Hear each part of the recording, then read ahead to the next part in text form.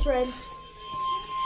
The National Weather Service in Springfield has issued a severe thunderstorm warning for Hickory County, Dallas County, Polk County, northwestern Greene County, southeastern St. Clair County until 2 a.m. Central Daylight Time.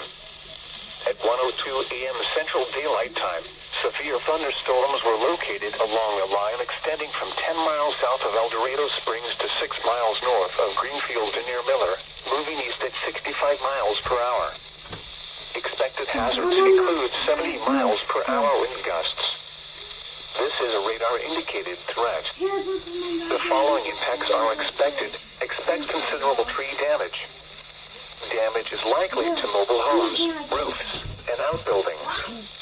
Locations impacted include Bolivar, Palm de Terre Lake, Stockton Lake, Palm de Terre State Park, Bennett Springs State Park, Buffalo, Ash Grove, Pittsburgh, Humansville, Walnut Grove, Polk, Pleasant Hope, Fairplay, Hermitage, Wablo, Urbana, Morrisville, Wheatland, Preston, Cross Timbers.